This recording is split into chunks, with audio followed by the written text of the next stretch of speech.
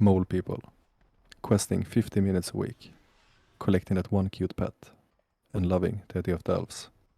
Well, this is a podcast about something completely different.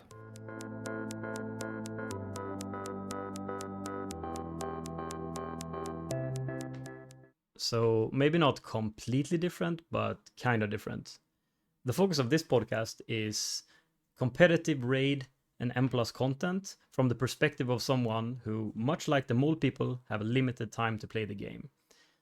World of Warcraft is still our main hobby, and we still play more than most people, but nowhere near as much as full-time streamers or Race to World First raiders.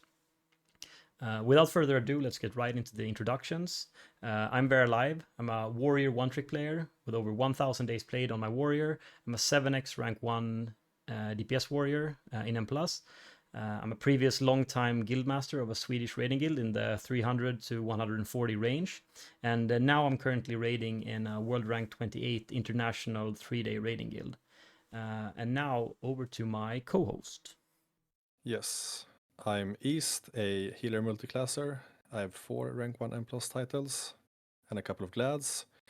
I was also previously a long-term officer in the same Swedish guild Very was talking about, and I'm currently raiding in a World 53 4-day-a-week Swedish guild. But enough about us. Very, early access comes out on Thursday. What's the hype level? Yeah, I'm kind of hype. Took the Friday off of work and put the leveling squad together, 5 people, ready to go right on launch. But had a minor setback today when was writing in the group chat with everyone that we set together for the leveling squad. And I just remembered that you can't actually do like quests or world content or whatever with people from the opposite faction. So that kind of scared me. And then I asked the group, wait, is anyone actually Alliance? And it turns out the one guy is. So, well, we're gonna have to either have him swap, faction altogether, or we're gonna have to find someone else or play 4 people. So apart from that, pretty damn hype, but that was like a minor setback to figure out 2 days or 3 days before the expansion. But yeah, how's your hype level? I'm a bit torn actually. Obviously, I'm hyped for the expansion, but I haven't bought the Epic edition, and I didn't plan to. But some plans fell through this weekend, and I have a free weekend, it seems, on the early access dates. So I will buy the Epic edition and play. But it's kind of bittersweet since I really did not plan on playing, like honestly. But I sacrificed my possibility to play the beta with the Epic edition, and now I'll just play the early access and pay the 50 euros minus a month's game time or whatever it's worth. So you feel like you kind of lost out a bit on the value since you didn't utilize the beta or anything throughout the beta cycle, and now you would just buy it on the end then.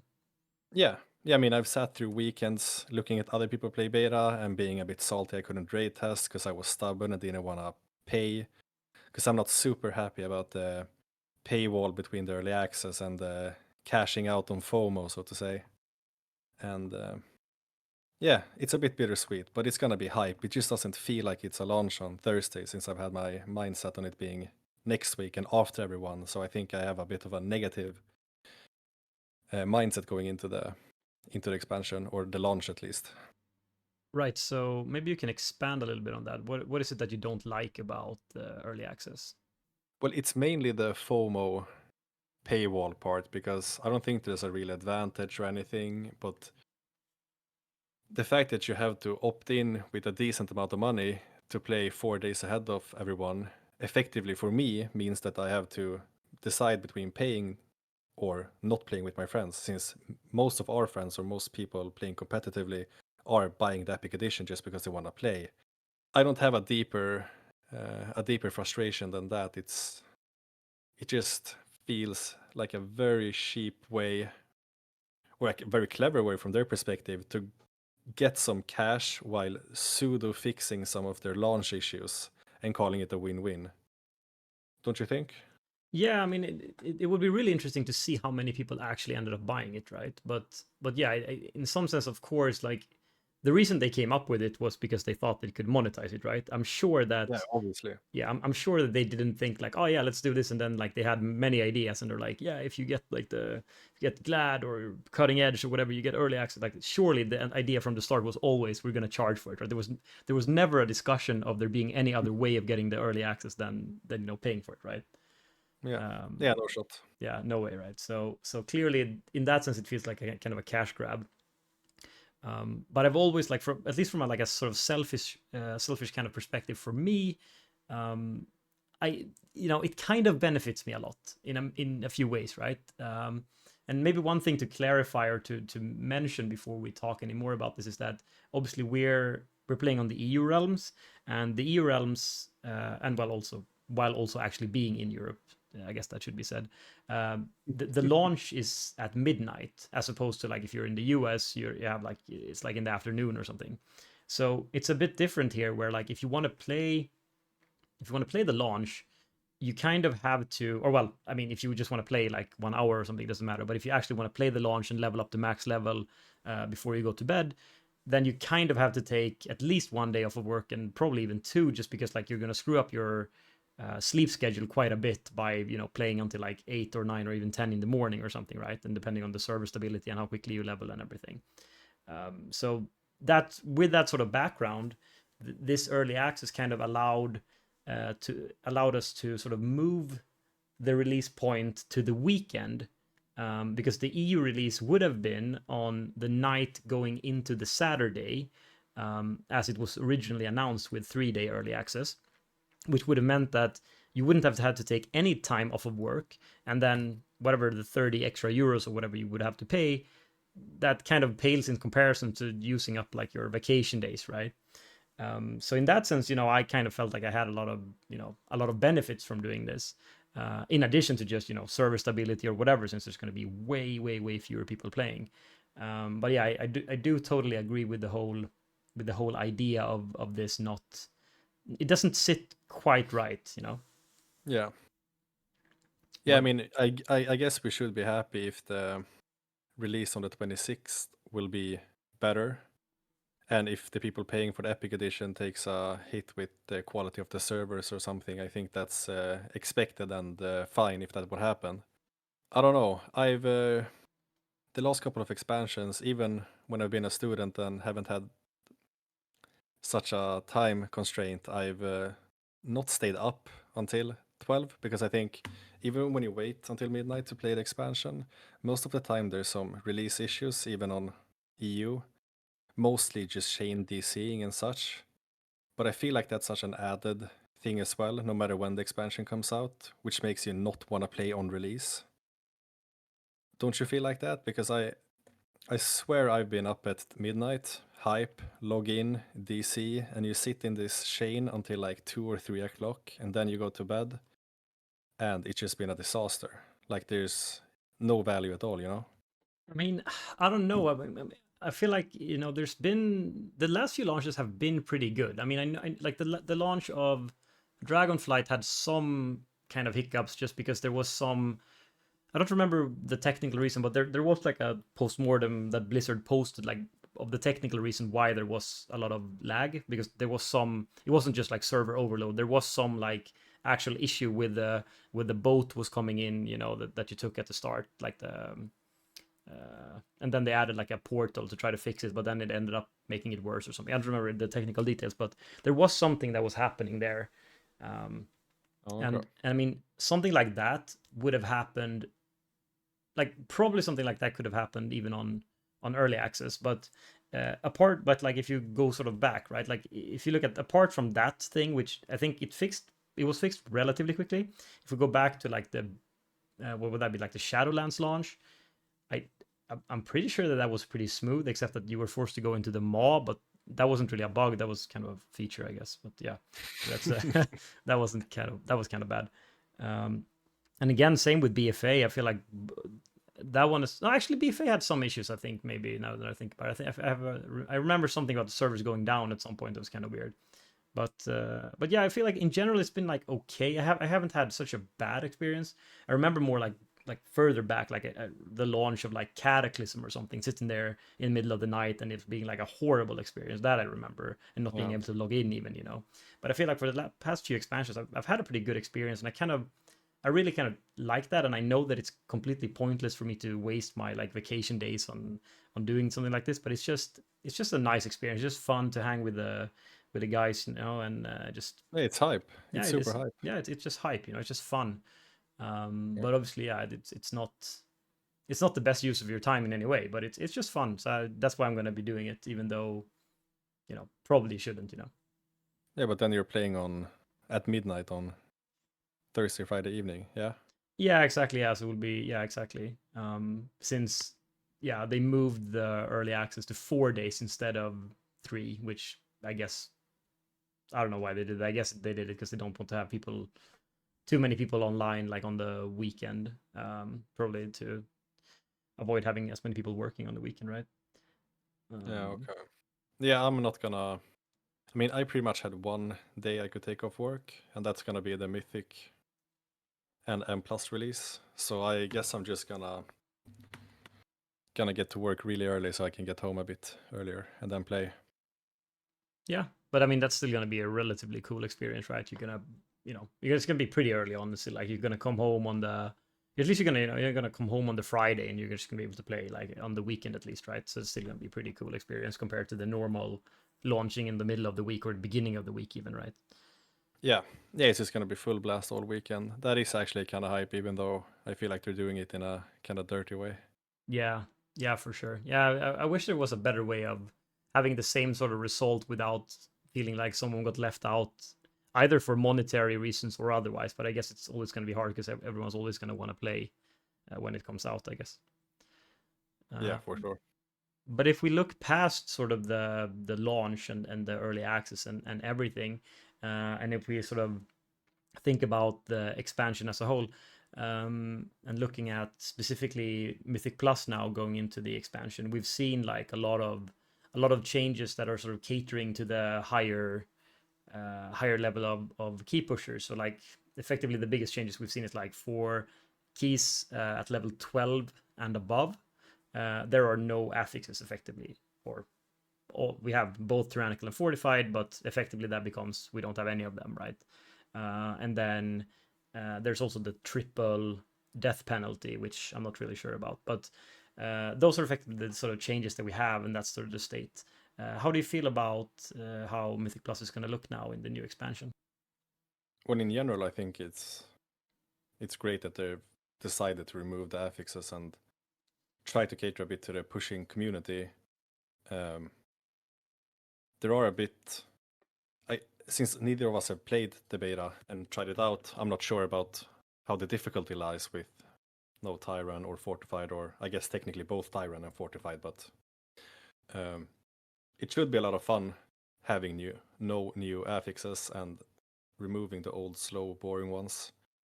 Um, so yeah, I'd say I'm overall happy, although me personally, I would have liked them to look more at key acquisition rather than the key affixes itself, because I think that poses a big threat. But maybe we can talk about that a bit Yeah, later. no, I think we can definitely talk about the sort of key acquisition, because I think that's maybe the major sort of thing that, because obviously they did a lot with affixes now, and they you know, that sort of was one of the major complaints, like, you know, the there's like a lot of restriction to the compositions that you can bring because of the affixes, and there's push weeks here and there, and you need to play both tyrant and fort. There's a bunch of things, right? But apart from what they already sort of fixed, which was those things, I guess the key acquisition is really sort of the one thing that they really haven't touched in a long time.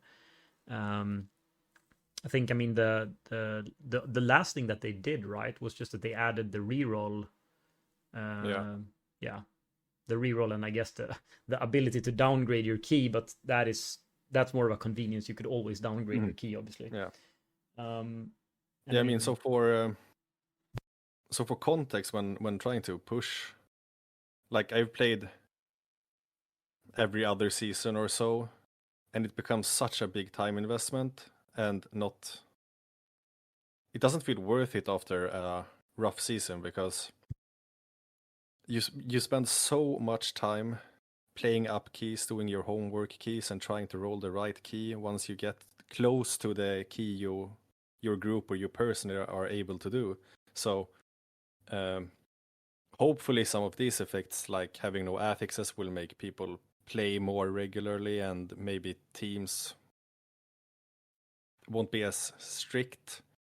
Will affect not key acquisition by itself, but the availability to keys. But I would have loved to see some sort of key acquisition change where like it's more of a team resource and not an individual resource. Let's say you put in the key, and similar to the logic of the reroll, all keys that are at least the same level or lower would be upgraded at the end of the key if you time it. Yeah, I mean, that's sort of funny enough, like that is effectively the system that we had for a while in BFA, right? When there was this bug where you could delete your key, and then by the end of the key, that meant that if you timed, say, a 20 key, then everyone who didn't have a key would get a 20 key randomly from the end of dungeon box, right? Yeah. So effectively, the system there that you would propose, that it's effectively that system, but maybe in a non sort of bugged way where you just had to delete your key or whatever. So effectively, like you could go to the vendor on the end and say, like, I want a key. I want, when you re-roll your key on the end, effectively, it would roll your key upward if it was lower than the key that was completed or something. Yeah. I mean, just anything, like it wouldn't have to be too generous. You just need a way to, you can now reroll a key at the end, which is great, but then getting rid of your dead keys without having to play them would also be great. It would, like, just that would half the amount of homework keys you'd have to do, given that every season there's going to be a difference in the level of the keys you play. So it's, if you play the hardest key, or the key you play at the lowest level that's still a push key, and you deplete it, it becomes rough real fast. But I mean, you've played a lot every season, and you've also LFG'd a lot. Haven't you felt that key acquisition has somehow gotten worse lately? Since I can't really remember, but I don't think that in BFA and in the start of Shadowlands that it was that big a discrepancy in the levels that it became by the end of Shadowlands and now. But I might be making it up. I mean, I'm not sure, but like, I feel like, obviously, like, since in Shadowlands Season 2, they introduced the whole rank 1 title thing, and was it in Season 2 that they introduced the score in the game as well, or was that even in Season 1? I think it was also in Season 2, right? I think it was Season 2, yeah. Yeah. So I think maybe that sort of just made everyone a little bit more, I don't know, competitive, or because before that there was really nothing to push for. There was only what people called weekly keys, right? That was the highest key that you could do and get any form of reward outside of, like, you know, getting score on the Raider.io website, right? Yeah. So I'm not sure if people have become a little bit more careful about sort of just randomly sending their key, and maybe that has sort of contributed to that, because I don't think there's any sort of systemic changes that they've made that would have resulted in that, unless it's just, you know, based on like the dungeon pools or anything like that. Yeah, just I think I'm thinking of most of the season I've pushed where you've had like Junkyard or you've had Burial Grounds, or I can't really remember one in Season 3 though that was significantly higher than the others. That meaning that there's also keys that are significantly lower than at least the top ones. Yeah, yeah. I don't know. I felt like Season 3 had pretty good dungeon pools, so maybe that Yeah. didn't have as much. But like, the only thing I think is, if you think about the system that you're effectively proposing, right, and you're saying that any key that you time, everyone would have the option, if they had a key the same or lower, they have the option to roll to a key on that level. So, you know, you do a 20, everyone can get at least a 20. You know, Or at least incremental, getting +1 every time your party times a key. It doesn't have to be super generous. Like you could still invest time to get the keys up. Yeah, It just, sure. I mean, how? Yeah. Yeah, I mean, yeah, but I think like regardless, I guess, if you would get like all the levels, or if you could only get +1 or whatever the system is, the only downside of that I feel is that doesn't that sort of even further push you into playing the one easiest key? Like how many Shadow Moon Burial Grounds would you have done in season 1 if that was the thing, right? Because you every time you get a key you don't want, you would group up your entire group and you're like, okay, let's just find everyone who needs to reroll their key, let's find a Shadow Moon Burial Ground in the tool, or if we have one in the group or whatever, right? It feels like you would really get really into true. this whole thing. Yeah, I haven't thought about that. But I still like it. Yeah, But yeah, it'd be maybe a upgrade, but arguably a side grade, because obviously you wouldn't want to keep playing the burial grounds and the junkyards just to get free high keys, you know? yeah, but also like I guess in some sense, like if you maybe I mean that's always going to be the case, right? If one key is easier and you have it in the group, you're going to probably pick that one if you're going to do a reroll key. That's hard to get away from, regardless of if we make the reroll system more generous or not. But in this hypothetical scenario where we make the reroll system a lot more generous in this way, where you can sort of roll the key upward, maybe you don't really run into the situation there where you would say, well, let's go and find someone else's key, since you don't have to be nearly as careful with your key anymore, right? Let's say that you have I don't know, you have some number of keys in your group, right? And I mean, you're a 5-man premier, right? So you have 5 keys in your group, and you only have one key on the whatever level you want to do. So let's say like a 20, and all of the other ones are sort of scattered between like 15 and 18 or something below that. I mean, you don't have that much to lose to send that 20 key, right? And try to get all the other ones up, because you know that it's relatively easy to always get it back. Like you don't fear losing your key nearly as much as you do now, because now losing your key, it can be like screwed for the entire week, right? Yeah. And something else I thought of just now is that it might actually be a really bad idea, since you would flip the risk of starting a key, right? Like if there's no risk of losing a key level, then it'd be really weird to be the one putting the key in, and everyone is just in a win-win situation. I mean, you'd lose time if you didn't complete it, but maybe it would have to be some sort of opt-in feature where you talk to an NPC and say, I want to put my key in as well effectively, and then you roll the same die of it getting degraded and upgraded with the main key, so to speak. Oh, so you sort of like link your key into the... Yeah, I guess, because if you wouldn't, then it'd be super broken, right? Because if I put my key in and we start, and yours would be upgraded but not downgraded, I guess that's kind of abusable, no? Well, yeah, I mean, depends what you mean abusable, right? My key is already low and bad, right? So I don't really... Yeah, And I I mean, guess. again, it also doesn't it feel a little bit bad? Like if we're doing your key on a +20 and mine is a +15, and now mine is a 14 all of a sudden, like it feels like surely I wouldn't have failed to time the 15, right? I just did yours because I wanted to get it boosted up, or something, right? Well, yeah. Yeah, I guess. But I made myself unsure. I've had this sort of take for a while, but I haven't thought about the luxury of maybe getting you key +1 but not any drawbacks, Yeah, I mean, I'm not particularly worried about that. I feel like it's good that there are more sort of keys in circulation on levels that people actually need and want to play. I think the only thing to like think about is that any system that you put in place, you want to avoid. First of all, you want to avoid obviously sort of any sort of weird toxic behavior where you get forced to play a lot of the one key, like even more than you do now, just because it's the easiest one, and you end up just only playing the one key all the time. And then just like, so you play like the one key and then you take a shot and then you play another one of the easy one. As long as you can sort of avoid that scenario, I feel like it's pretty good. And I don't even feel like it necessarily would have to become this generous. I feel like there's many systems you could have put in place that are just like slightly more generous than now, and that would still be fine.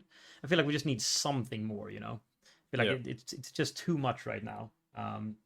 Yeah, well, I mean, speaking to other people we know who we've played keys with or old guildies, I feel like key acquisition is a thing that comes up a lot. Even though people weren't happy about the affixes and other parts of the system, it becomes such a time sink and in a way where you're not enjoying playing the game. Like, I don't want to get home from work and then play 4 hours of homework keys and then hope for a good one for the next session on Monday or something, you know? But I mean, okay, if we table key acquisition for a bit, what do you think about the changes in the keys? Do you think it will actually be good or bad to remove all the affixes? Are you worried about playing a 14 week 7 with no affixes and it becoming stale? No, not really. I mean, I feel like for me, I've wanted sort of something like this for quite a long time. I feel like the affixes, you know, I understand the idea of having them and having them sort of give variety to your keys, but I feel like that is, you know, first of all, obviously, like when you actually have different dungeons every season, obviously that's a lot less necessary than when you played them for an entire expansion as it used to be. But then also, like I feel like you would have to like compare sort of the how, you know, it's getting stale or whatever, and then you would have to sort of put that up against like how frustrated do I get by all these affixes all the time, right? And I feel like I've heard for a long time people say like, well, you know, you know, you wouldn't like it without the affixes, you're gonna get bored and this whole thing. And the only thing I feel like is I never felt like the affixes were fun. And it's not that it's not that I expected the affixes would be like, wow, it's so fun, I'm so looking forward to this affix or whatever, but at least the way that they've been now, it's always just been like every single week you sort of feel like a relief of not playing the week that was just before it, right? So when you come out of Sanguine week, you're like, oh my god, it's so nice that there's no Sanguine. I can stand still with the mobs. I don't have to worry about these things, you know.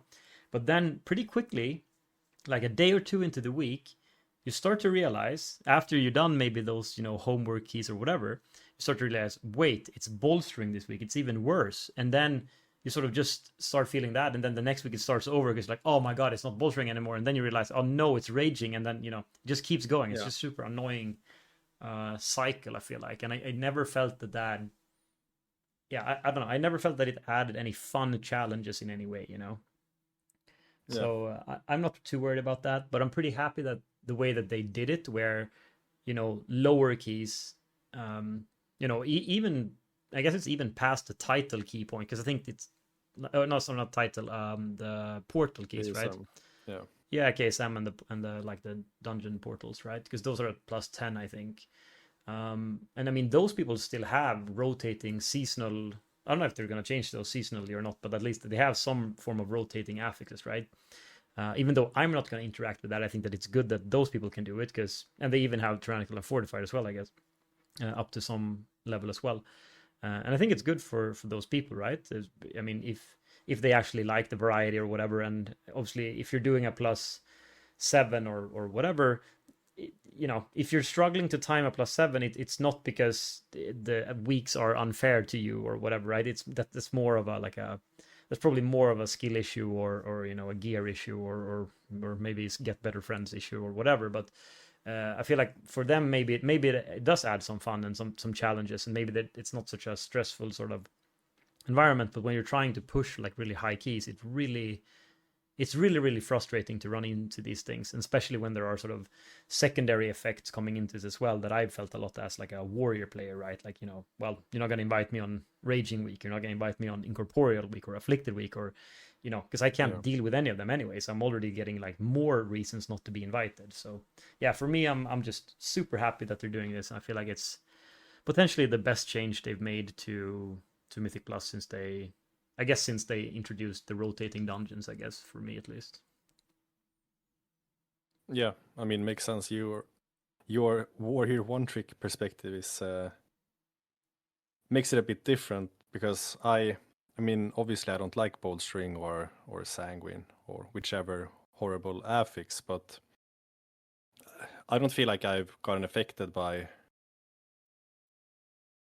by invites and stuff like that more than like some specific week you'd like an evoker or something because of raging, but that's very minimal, I think. I've mostly played meta healers as well. I think it's only one season 1 Dragonflight I played Mistweaver, which was a bit rougher to pug on, but yeah, I think all in all it must be a good thing. And if not, it's great that they try, right? Like, if for some reason this turns out bad, they have the option to introduce affixes again in some sense, but I'd be more than surprised if Sanguine and Boldstring would make it back in. Yeah, yeah, I can't imagine that that would happen. I mean, I feel like if anything, it would be like they introduced like a seasonal affix or something again, or you know, something more, probably something that doesn't skew so much week to week, and also something that potentially isn't so frustrating, because there were like seasonal affixes in the past that weren't frustrating and were actually kind of fun, right? You know, Yeah. the whatever it was called, like the portal affix in BFA, you know. But like basically anything that gave you movement or invisibility was great because you could do something different in the dungeon. But I guess that's also under the umbrella of you've been playing the same dungeon for a bit, right? But nonetheless, I think it's fun to be fast or invisible or in a portal or whatever. Yeah, I mean, I feel like that have been a great thing to try in season 4 now, right? Because we've already seen all of these dungeons once, Yeah. and it would have been so nice if we had some form of system or affix or something that completely changed the way you played the dungeons, so that at least felt a little bit new, right? Because we've Yeah, for gotten sure. spoiled now, right? In the sense that we're expecting new and fresh dungeons every season, and now we didn't really get that. Yeah, I have no idea how people could be arsed to play season 4. Yeah, it was. Yeah, I did not like it. It was one of the least enjoyable seasons I've played. Probably the least enjoyable season I've ever played, honestly. Yeah, because the first Awakened or whatever it was called in Shadowlands was quite fun, but that was also the introduction of all dungeons, and it was the first Awakened tier, and it was a bit like that by itself was new and exciting. But I think the introduction of the dungeons was really fun, more than the season 4 by itself. Yeah, I feel like if you compare like in season 4 of Shadowlands, it felt like the raiders got really screwed, right? Because the affixes in the raid, at least for me, like that was so boring. I hated it so much. It's like super weird with like annoying rotating affixes in the raid. And then Mythic Plus players got it really good, right? Because you got a reasonably fun seasonal affix, and you got completely new dungeons for the first time ever. Like before that, you just had the same dungeons all the time, right? So that season 4 was really good for M Plus players, I think. But was kind of meh for raid players. Whereas this time around, I feel like it was almost the other way around. Like the raid was kind of chill. Like the raid were tuned really easy. It was super easy to do all the raids. There were no affixes, no nothing, and you could get all the pieces you want because of the Boolean system, right? And whereas then the Mythic Plusers got nothing new, no new changes on affixes or whatever, anything, everything was exactly the same. And then we just got back 8 dungeons that we already did, which, spoiler, I hated pretty much all of those dungeons anyway. So I don't know. It felt like, yeah, I don't know. That was not a great season from my perspective, at least. Yeah, I think going into the War Within with the new affixes, the thing I'm easily most happy about is like the indirect effects of having no affixes, because push weeks and such have not been good for me. I don't like the system. It's very rough to try and schedule out and like play as much as you can this week. You might be screwed by work events or something in real life, or even just playing all the time on your spare time just because you feel like you have to is not great. And also, if this both tyrannical and fortified thing means that we're going to have one table of keys, like 8 keys to have score on, that's also great, because then it doesn't feel like there's such a rush to get started or such a heavy entry level to push, right? Because let's say now in season 4, like I committed not to play M plus, but somewhere around halfway in, I didn't have anything to do. I'd played my PvP for the season. no other games were really that fun. But there's no way I'm gonna start pushing halfway through, because then you have to get your score up for the push week, and then get one push week done, great, and then hopefully the second push week lines up well in time and well in your life, and it's just, I feel like it was really problematic to actually try and be competitive, because again, it becomes such a big time investment and very specific weeks of the month.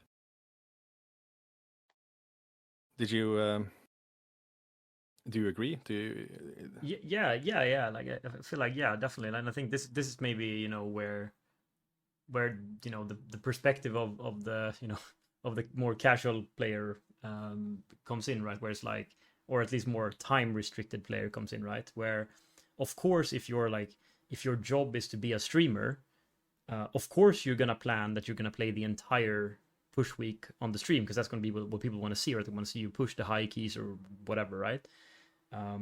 But it's not like, that's not really a thing for me, right? It's like if some weird shit happens at my job or real life event or whatever, I'm not gonna move things around, or you know, just for the push week.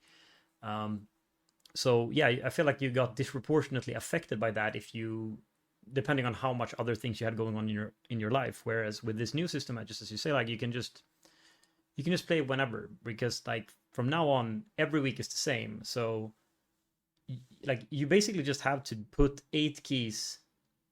You basically just have to do 8 keys the entire season, right? Like that's your entire scoreboard. So it should be just a lot faster to catch up to your friends if you want, because you don't have to wait for both tired and fortified or whatever. Or you don't have to wait for push week. You can just jump in and play any week, right? Yeah. So yeah, I feel like it's going to be super good. It's going to be a little bit interesting to see like how that ends up happening, or what that ends up meaning for the end of the season. If that's going to mean like a lot of people are going to do like the end of season rush, because technically, right, you can go truly like 0 to hero on the last week, right? You could, like, I'm sure someone's going to do this. Like someone's going to try, like, not someone who's like a low range title player, but like someone who's like, I don't know, like, you know, Dr. J or whatever, like some like much higher score player who's also a streamer. Someone's going to probably try to do this thing where there's like, well, I'm going to start on a new character and I'm just going to only play this week, and I'm going to see if I can make it to the title in 1 week, because there's nothing stopping you from doing that. Well, yeah. And Honestly, I I think that could be I think that could be a new kind of hype. I mean, it has some drawbacks, but the good thing is, to make a super small tangent in a PvP reference, that's basically how the season is run, right? Since the last couple of weeks is when the rank 1 players play, and this really affects the MMR and the inflation and stuff, right? It's really fun to look at, but that actually impacts the community worse, because it's very hard to push early and maintain that rating if you were trying to push rank 1 or push any rating at all. But in M+, the rating is just how fast you did the key, right? So as long as you have some people to play with, you could, in theory, week 7 have your score and just sit on it.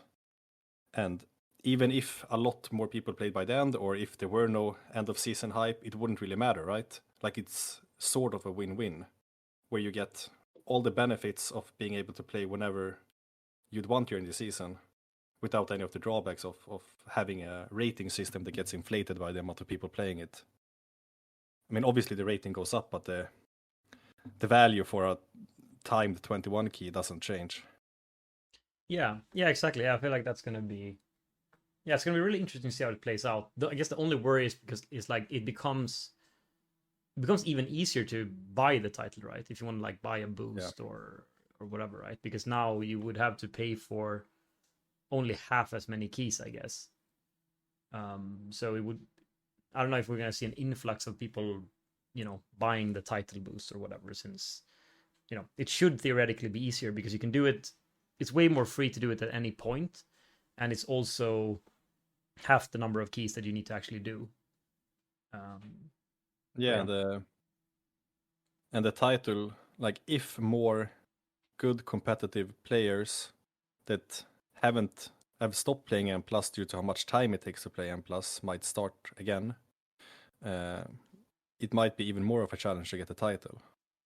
Like, if I had to speculate, it's really hard to measure. But if I had to speculate, I'd say that the top end would be more competitive because you could, when you can play anytime you want, I would assume that more people would play. I don't think the push week hype would result in less people playing or less people pushing, you know.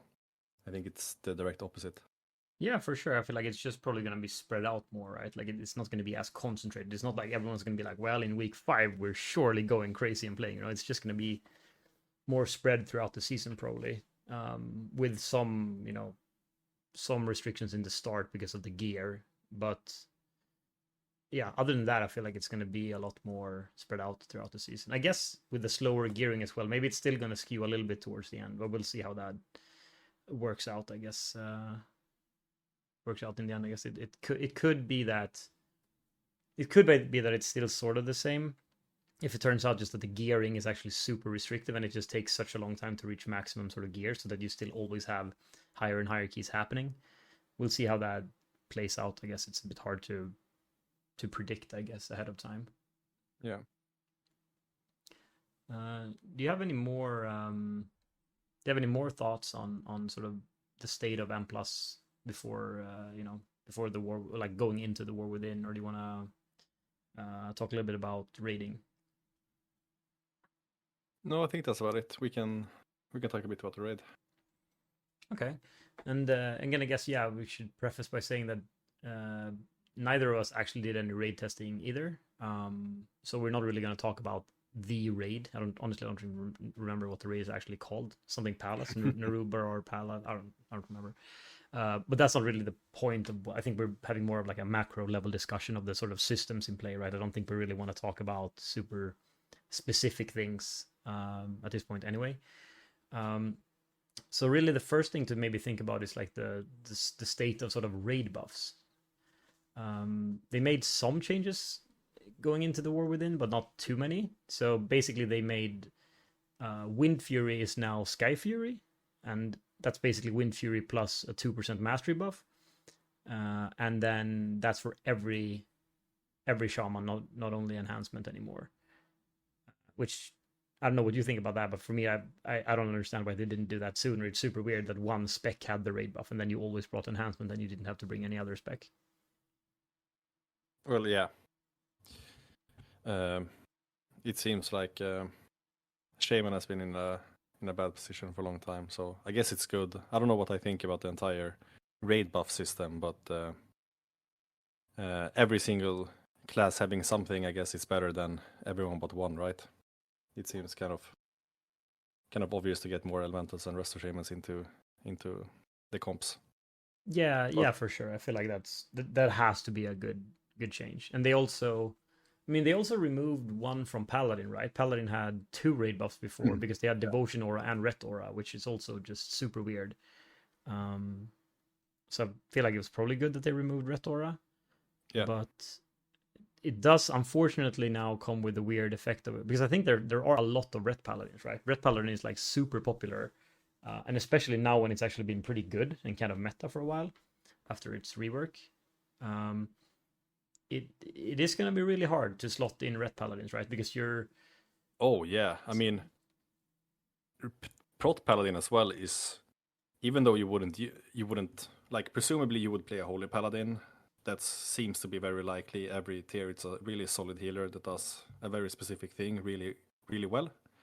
And then, now that you have one mandatory Paladin spot only, I feel like the Ret would have to be so incredibly good, because the likelihood of playing a Prot Paladin, I think, is higher than the other tank based on its utility, not its raid buff, right? Like Spell Bop has been really useful recently, and minor off healing and whatever they contribute should knock Ret Paladins way down in priority.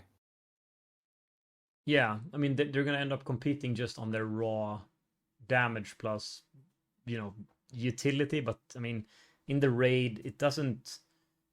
I don't feel like they very often let you do those things anymore. Where you're like, yeah, I use bubble line and I just ignore the whole mechanic. They try to avoid those things a lot, I feel like. sometimes they let you do it, like on Firak, I guess you did that kind of. But But it's not really unique either, right? Like there's a lot of immunities. yeah, exactly, yeah. Like, it feels like I half think the classes have something, right? yeah. I think raid buff poses a lot of difficulties for random raiding guilds. I don't know what span of world ranks you wanna include, but the reality is that a lot of guilds do try to copy the Raise the World first, right? Or the top guilds. I don't know how much you've thought about this since you're playing warrior, right? No matter what, but I think especially as a healer and tank, but for everyone really, it becomes a really tricky thing when you're trying to puzzle it together because I think every raid can relate to losing a player during the progress or some spec being really bad or a person underperforming and that's a monk. And then you have to swap it around, right? It becomes really hard to safeguard two of each raid buff. As well, it becomes really hard to predict what you're gonna play if you're trying to copy the top end guilds, which I think more guilds than should are doing. Like I don't think there's 15 guilds in the world that tries to copy Echo and Liquid. I think it's 100 or 200 trying to get the bottom comp, you know? Yeah, yeah, for sure. And I think that's, I mean, even though it's probably incorrect in a lot of situations, because on a, I mean, even on like a not that far away from the Race the World first level, people are still gonna be performing better on their comfort picks, right? But you still have to make some form of comp. Even like it's not like you have like seven warlock players in your guild. It's not like you can just be like, oh well, we'll just play seven warlock because people are more confident in warlock. I mean, you're gonna miss out like on raid buff or whatever, right? And Yeah. so I don't know. I mean, I feel like it's fine in like this weird like people doing like 10-man content or whatever. They're just not gonna get the raid buffs. But it's like if the cap of the content that you're doing is like the heroic difficulty, it doesn't matter, right? Because if you're in a group that's actually like progressing heroic, like you not like you're not clearing it the first week right away, you're actually taking a couple of weeks to clear it or whatever, and you don't have like all the raid buffs. I mean, surely it's not great that you're missing like a raid buff, but that's not really the factor holding you back, right? Like there's a lot of things you could improve probably in that guild, even without getting that raid buff. Of course, it would be nice for them to have it, etc. But usually that wouldn't be the limiting factor, really. Whereas on the high end, more or like as you sort of come further up within, I would world rank maybe top 500 or something, or top 300. I don't know exactly where the line would be drawn for this, but like at that point, it's still like people who at least they definitely have some pretty good idea of how to deal damage on their class or whatever. And then to say like, well, we don't have a magic buff, so everyone deals 5% less magic damage. That is such a massive, massive loss. Like there's no like player skill of anyone individually on their character, whatever, that could make up for not having that demon hunter. Like even if you took out like, I mean, basically like if that whatever rogue or something extra that you had, if that played demon hunter instead, that would surely be better for you, right? So Yeah. it becomes a bit of a weird spot, but I feel like they've landed in a reasonable spot where more mythic higher end guilds they kind of have to get one of each class, and that's okay. And sort of lower tier guilds don't necessarily have to do it. Yeah, but I think there's like a wasteland or a place in between the really good guilds and the top 500 guilds where you're progressing before guides and all the weak auras or whatever is out, and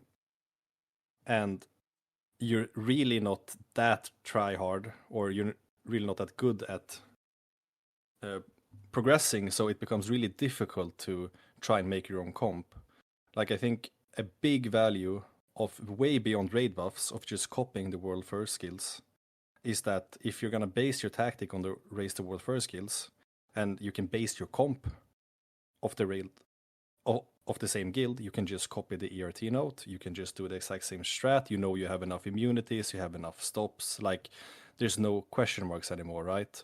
As soon as you start flexing away from that, even though it seems reasonable to plug and play something, you can end up in situations where you have to adapt to the strat, especially when you're playing like no blood DKs or a different healing setup, or I guess some more examples of that. But I do lean towards having people playing comfort after you have all the raid buffs is probably really good, but it is a bit more convoluted than that, I feel like. Yeah, for sure. I mean, that's a lot, sort of very fight dependent, right? Because if you look at some fight like from this expansion, like Magmorax or something, right? Which doesn't really have any. It's like you need to have the raid buffs just for the throughput, right? And you probably need to have a gateway for the suiciders on the end, right? But I guess in some sense, I guess you count the gateway as like Warlock's raid buff, kind of, to get together with the Healthstone. But let's say you have all the raid buffs, right?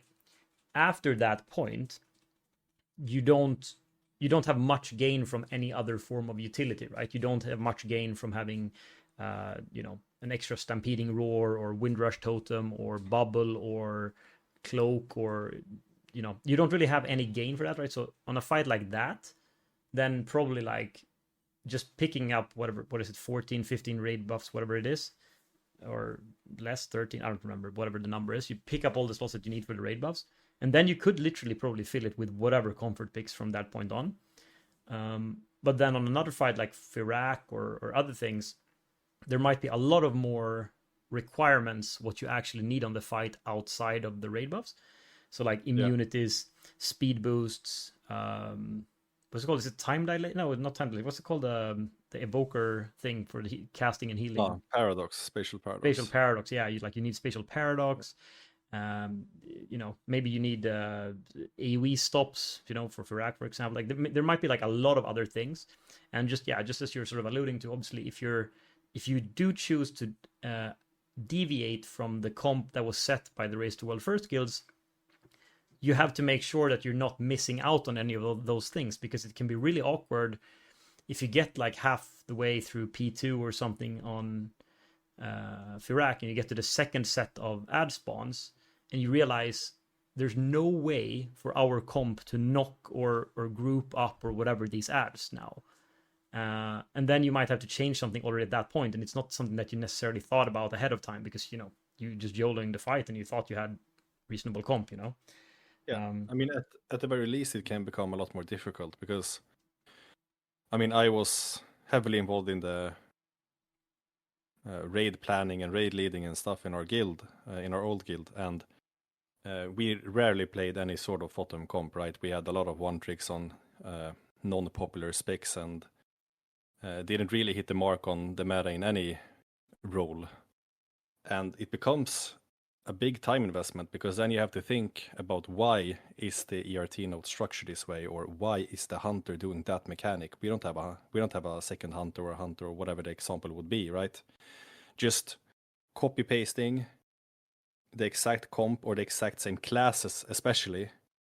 I'm not really too fussed about the specs, but if you can copy paste the classes for each job during the fight, you have to understand so much less about the fight, right? You can just start like that and go, and at least you know that the boss is surely killable like this, and it seems to be worth to play a comp like this, Yeah, for sure.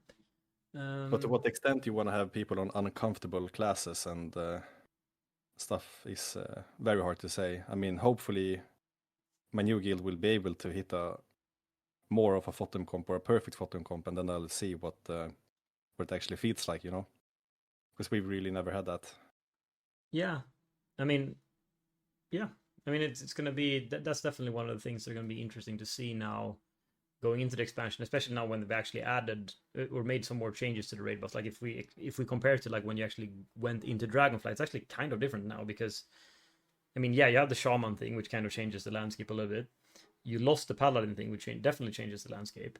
They released augmentation throughout the expansion, which I guess but now actually, I guess in this expansion, only augmentation had the spatial paradox, but now I'm pretty sure that all the specs actually have it because they Yeah. changed it now in the War Within. So that sort of also changes that a little bit.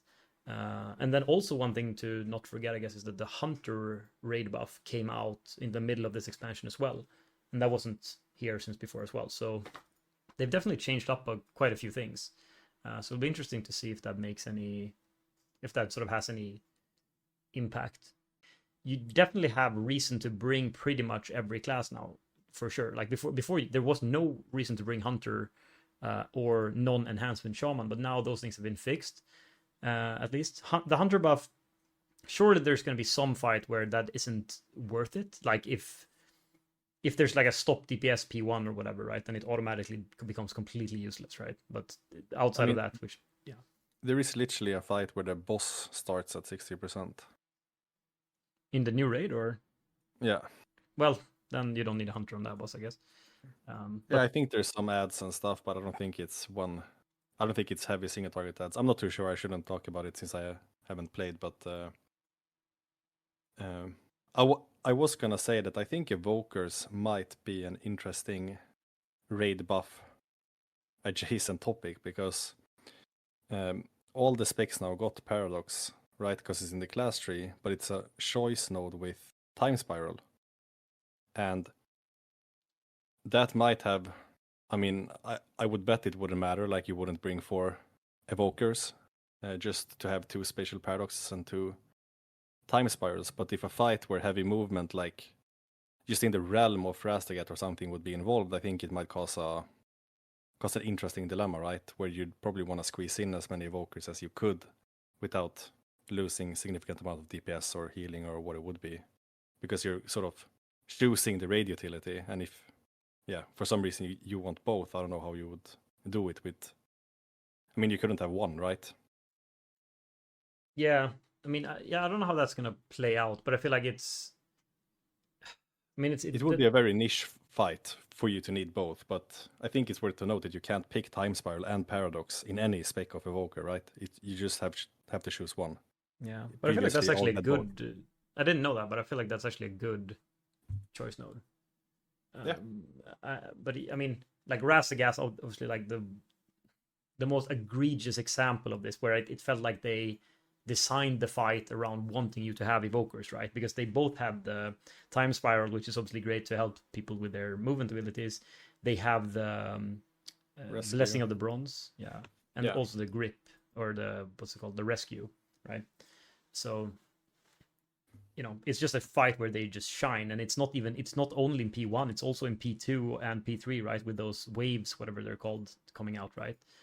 There's a whole lot of things where you really want Evoker there. So I'm not sure if we're going to have any fight that is quite so egregious in that sense, where you need so like many of those. But yeah, it's going to definitely be interesting to see. But yeah, I feel like they're like raw raid buff, Blessing of the Bronze, right? That is horribly bad. Like that almost never does anything.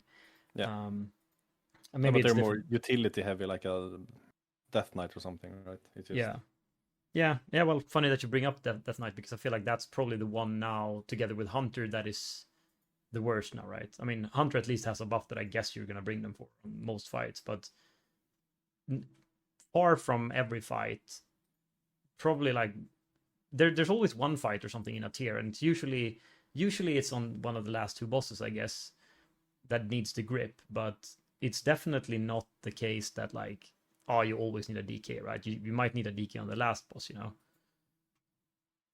but yeah, I mean, I haven't since I don't play tank, I haven't suffered from it, but I feel like at least Blood DK have been a bit easier than the rest, because you've been able to slot in a really poorly geared Blood DK and it's fine. For some reason they just seem to live, or tanks just live, I don't know, but it doesn't feel like as much of a time investment to make it work, even though it's a bad situation where you need a Blood DK and the DPS ones aren't good enough. But from a practical standpoint, it's felt okay from the non-tank perspective, because we've just, I think several tiers, you and I, we've had our tank log into a boss in like normal heroic gear and still doing higher end, like top 100, 200, 300 progression, right? Like it's fine for some reason. Yeah, for sure. Yeah, I feel like that's been the case a lot.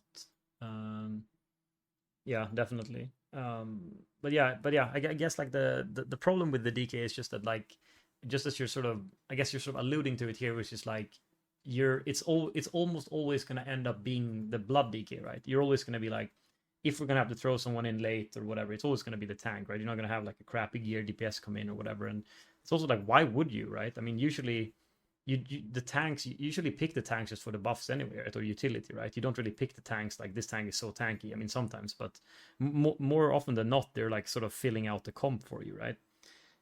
Yeah, I think they're even filling beyond healers. Like, it seems to me that you'd choose, most likely, you'd choose the healers first and then the tanks. Obviously, it's not quite that simple, but I would guess, like, the next tier, it would seem that if you're not playing a prot paladin for utility, you just fill at least one of the tanks with the raid buff that you'd want, you know? Yeah, and I mean, I feel like one way to phrase it, or one way to put it, is feel like protection warrior is more likely to be played in the raid because arms and fury are bad than because protection is actually good. Yeah. Which is kind of a weird thing, but that's kind of the dynamic we end up with, right? Yeah, and I think healers come in sort of a second tier of that, where like if you need raid buffs and the tanks aren't filling it for whatever reason, if it's you need a blood DK or a tank is really good, you fill some healer slots with the buffs. Yeah. Yeah, for sure. Yeah. Oh well. Okay. I guess that's sort of where we're.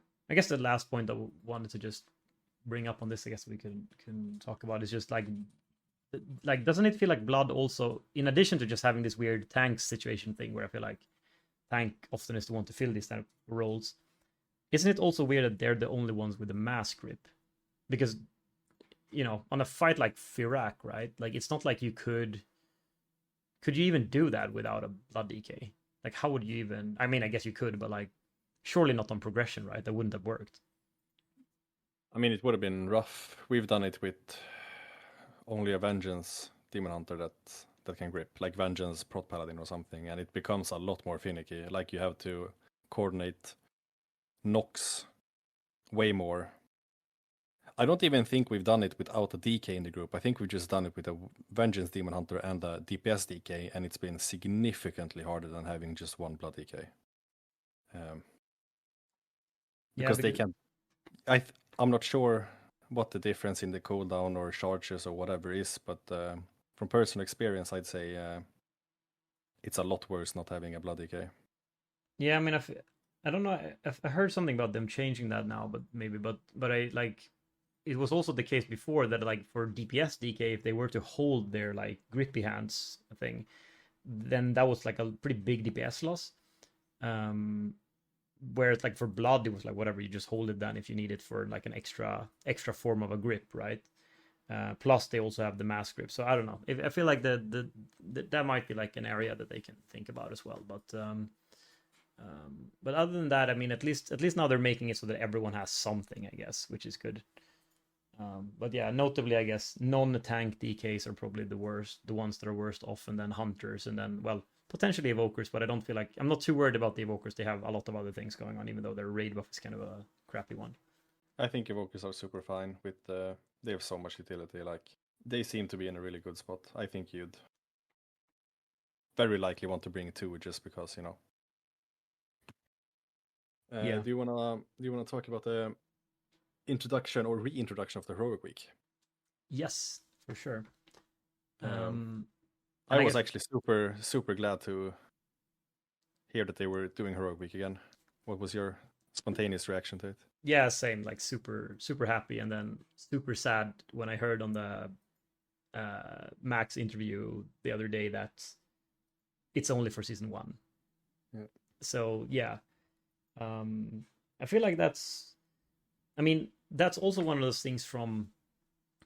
I guess we're in a really weird sort of middling, like squeezed position, right? So like for like the super high end, whatever, like Race to World First or whatever, from the perspective of how their raid works, it doesn't really matter. I'm sure it sucks for them for other reasons, like with like people don't like to tune into heroic on streams and splits or whatever, but that I don't really care about. But from their perspective, I guess it doesn't really matter because if they're gonna play from like all day every day, regardless, it doesn't really matter if heroic week is there or not. From that, they're gonna do the splits anyway. But and then if you go on the other end of the spectrum, if you go to like people who maybe don't even clear heroic in the first week, then it also completely doesn't matter if mythic is there or not. But for the guilds sort of in between where we're sort of at, where we're like we can very easily clear heroic, we can even split heroic, in the first week. There's no issues with that. We sort of get disproportionately screwed by there not being a heroic week, since we end up having to do so much on that one mythic week, because mythic plus unlocks.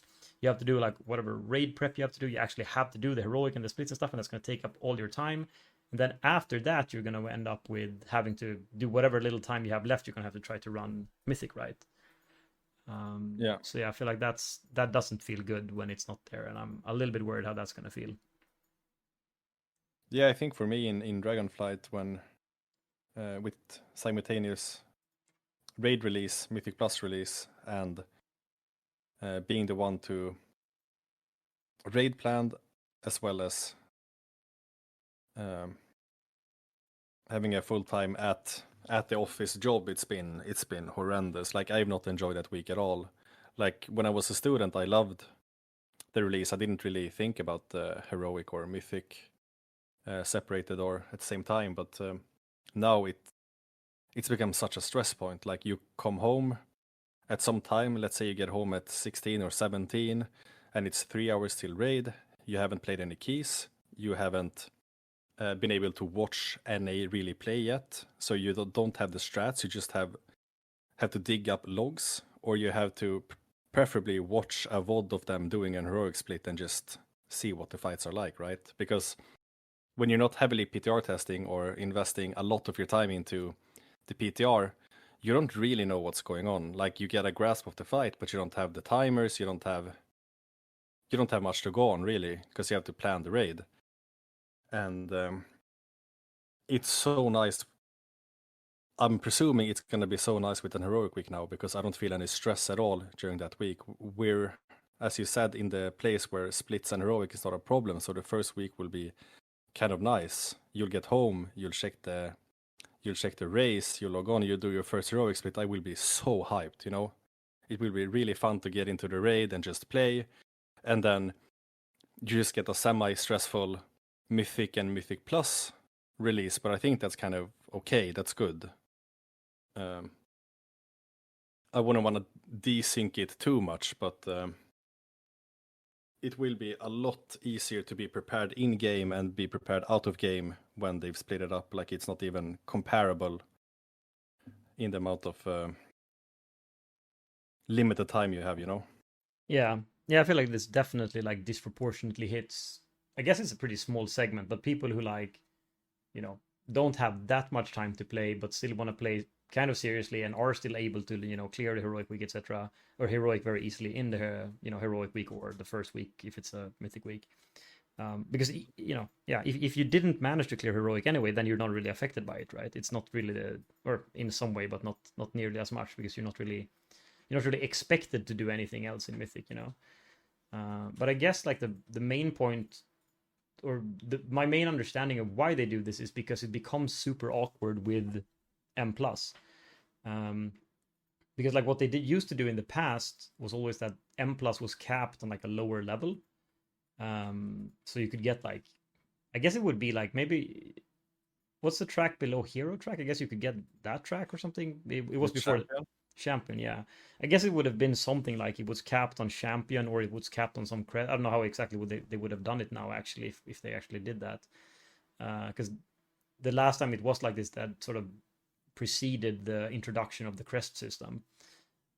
But yeah, I don't know. I mean, I understand that it's sort of rough for the Mythic Plus crowd that they don't have anything to do, but I feel like there has to be a better way than making this really, really awkward thing for a lot of sort of mid-tier or even sort of high end, like I mean, Well, time becomes a real issue.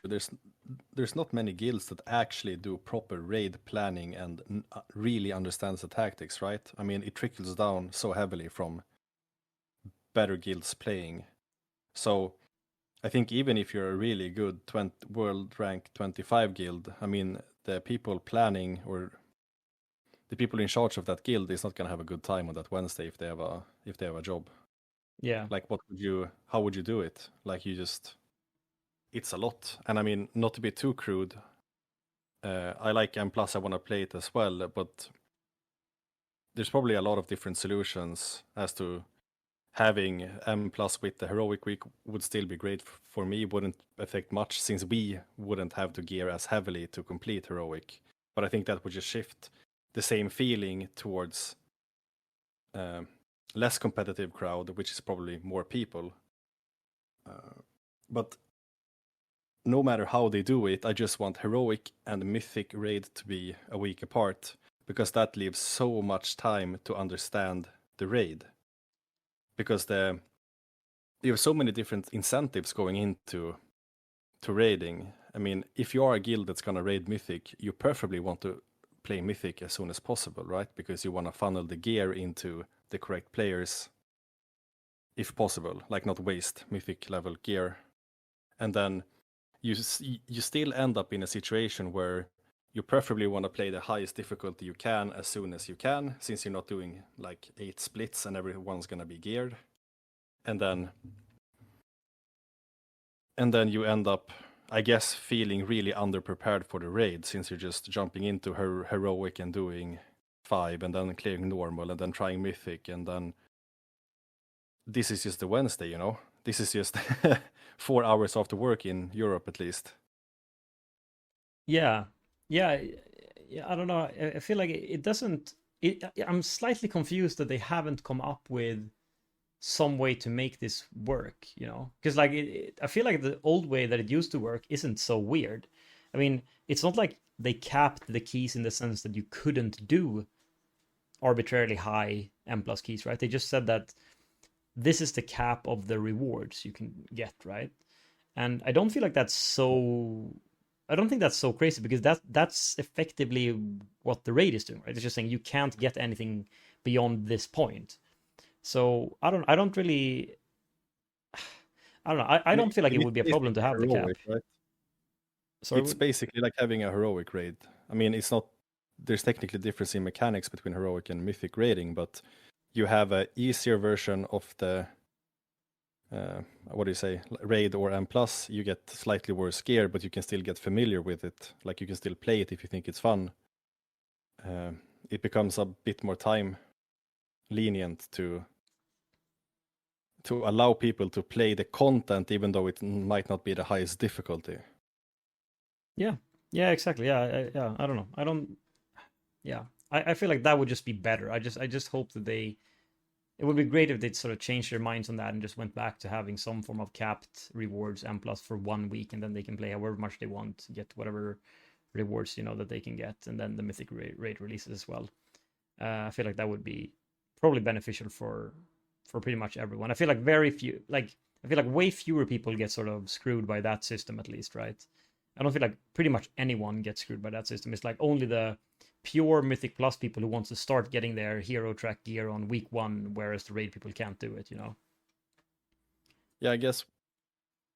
Yeah, I guess. But if you're gonna take the entire population in mind, I'm guessing there's also not many people affected by that, right? Like only M plus people, but are able to play hero track key levels the first week. Yeah, That's not a without stepping huge. into the raid as well. Yeah, that's not a big sample size. That's probably even way less than the sample size of guilds being affected by the mythic and heroic raid release at the same time. But honestly, I don't know what the community perception is on how fun it is and whatnot. But I'd assume that just every guild that cares about the world rank or wants to push progress must have a really stressful first weekend, because I feel like it is on Friday or after the first Thursday raid, when both difficulties are released at the same time, or all the 3 difficulties are released at the same time. That's when I start having fun, because we've gotten past Wednesday and Thursday, which has been a shit show in every possible way, and especially for myself, where I feel like I'm under geared and I'm underprepared on my spec and everything, because you funnel so much into the planning of the raid. And I mean, you've had to deal with a lot of the gear distribution and stuff, right? Yeah. That might not be as big of a thing, but you don't really have much spare time when you have M plus normal, heroic, and mythic raid to play at the same time. Yeah, and like all the time that you ever spend outside of the raid, doing any form of prep, if you didn't spend that inside of Mythic Plus, you're also in a way wasting your time. So Yeah. yeah. So it feels really bad. I really hope they sort of revisit that idea and just try to, work Heroic Week back in some way. But I guess we'll see how it plays out in the first tier now, and then we can sort of revisit that when it gets closer to the next tier, and they're sort of I guess Blizzard will show if they're firm on that decision or not, I guess. So is there something else you want to talk about? Yeah, I guess I just had one more question. How do you end a podcast?